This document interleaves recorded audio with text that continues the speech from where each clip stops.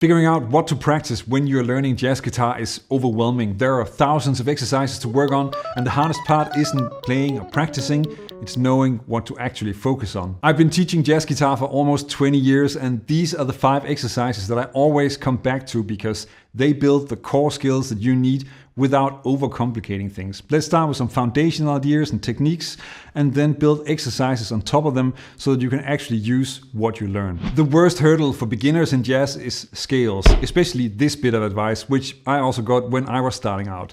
Learn all the scales in all positions and in all keys. At that point, you don't even know what that means, and I spent hours grinding scales and wondering why my solos still sounded like scales. Instead, do the opposite of that. 1 scale, 1 position, and 1 key. And from there, you work your way up to the most important scale exercise in jazz. The goal is to learn to play jazz songs, and the basic harmony in jazz songs, it's mostly 7th chords, and those arpeggios are a core part of all the great jazz solos you'll come across.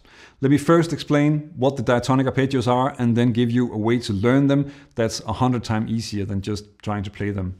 Here's a C major scale. For each note in a scale, you can build a 7th chord. First, you get a row of 3rd intervals, then you get the diatonic triads, and finally, you get the diatonic 7th chords. And that recipe is also how you should practice them. Start with a C major scale in a single position, and actually the exercises you get along the way will all help your playing, not just with arpeggios, but also with phrasing, technique, and understanding harmony.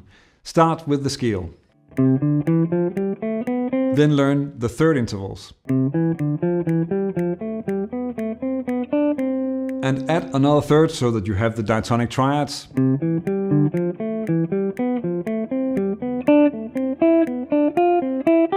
And finally, you get the 7th chord arpeggios.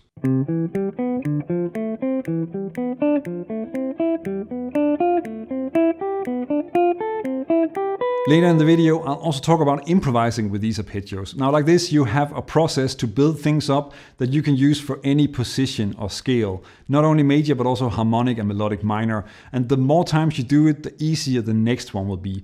When it comes to chords, you don't want to approach things in a position. Here's a much better approach. Arpeggios help you solo over chords, but you also need to know how to play those chords. And again, you don't want to jump straight to giant chord diagrams that are hard to play and impossible to internalize.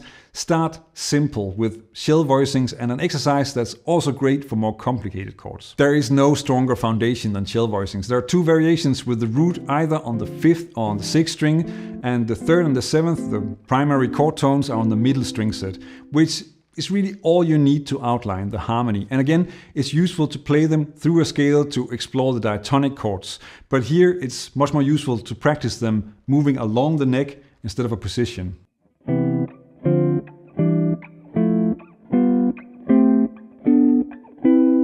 And of course, also the other string set.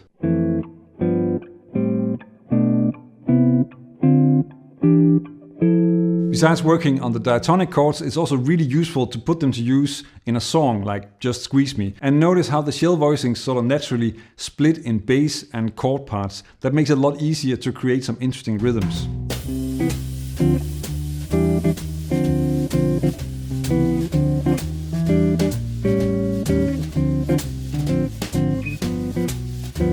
Scales and chords are great, but what really makes jazz come alive is learning how to turn them into music, how to improvise. Let's explore how to get started soloing. Here's the problem for beginning improvisers. You see the chords, you know the scales, but it's so much information and you have no idea what to play or how to make it sound good. And one of the best ways to get through this is making things a little bit simpler with the limitation exercise. Now, I use this all the time with my students, and it's also a part of my online course, the Jazz Guitar Roadmap, and it's great for a lot of things. Looking back, I think it's a pity that none of my teachers actually gave it to me when I was starting out. Limitation exercises work by reducing your options so that you can focus on developing a specific skill like phrasing or melody. Now in this case, I wanted to start improvising only using the basic chord tones. For a turnaround in C major, a very simple version could be this.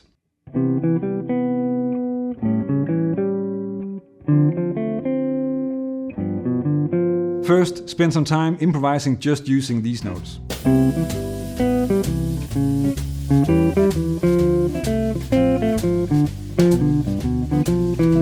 Practicing like this is usually referred to as chord tone soloing, and there is a main goal here, but one of the best side effects of chord tone soloing is that it forces you to focus on melody, rhythm, and phrasing, and that's how your playing really grows. But for beginners, the goal is also just to learn to see and use the chord tones in their solos, especially when learning songs. Now you can take this up a level by including all the chord tones in this position as well, but don't rush into that just yet. Start simple and build from there.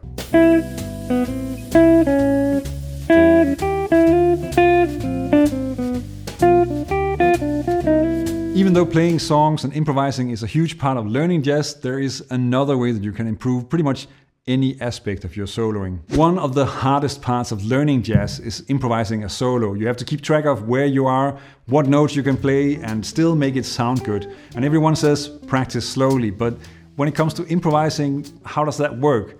Now the answer is composing lines. Composing is by far the best way to practice slowly, and it is here that you can go back and change the line until you can put something together that really sounds good, that's worth internalizing into your playing. Let's say that you want to learn how to use an E minor 7 arpeggio over a C major 7 chord. This is what Barry Harris refers to as using the arpeggio from the third, and it's a very common device in jazz solos. Now another bonus is that if you have practiced diatonic arpeggios in C major, then you already know how to play it. Now of course, the arpeggio itself already sounds good. But to really use it, you want to connect it to other ideas, like this chromatic phrase. Or lead into it with an enclosure, which also displaces the rhythm in a nice way. Writing lines like this helps you hear how the arpeggio fits the chord and how to turn it into music. And that's exactly how Barry Harris was working in his masterclasses, composing to teach bebop phrasing and vocabulary. You will never waste your time composing lines to learn some new tricks. But even if you can play lines with the arpeggios and all the other things, you still need to be able to tie it all together. And that's what the next exercise is about. The one thing most people mention when talking about great solos is that it tells a story. But when you're just starting out with jazz improvisation, you're way too busy just keeping up trying to follow the chords and find something that fits. And that doesn't really leave a lot of room for storytelling. But here's how I change that. Now this advice might make me sound like a self-help guru, but what you need to learn is to listen to yourself. And I guess it's better if I explain that. What makes your solo both more melodic and more like a story is that the phrases fit together. Let's explore how to practice that. The way you want to start is by practicing rubato. Let's take the turnaround in C major from earlier in the video and start really simple. So here I played a short phrase on the C major 7, and now I'm just gonna try and listen and see if I can come up with what would work for the A7. Now you could try and see if you can sort of play the same kind of phrase, but then just fit it onto the A7. And don't worry if it takes a few tries for you to find the right phrase, because you're trying to listen and play what you hear. So maybe let's try and see if we can move it to the D minor 7 chord as well. That could work, but after 3 times it might be nice to just play something else on the G7. And again, just take your time, experiment and see if you can figure out what you think fits better. I'm using 2 techniques here. Motivic development, where I sort of stick to the same motif on C major 7, move it to A7 and further to the D minor 7, and then call response to come up with something that contrasts and kind of feels like an answer on the G7. Now this is always good to mess around with, and you should also explore how you can do this in time. A great way to work on this is again to turn it into a limitation exercise and only use a few notes on each chord. So here I'm using 3 notes per chord, and that also really helps with getting more creative with the rhythm.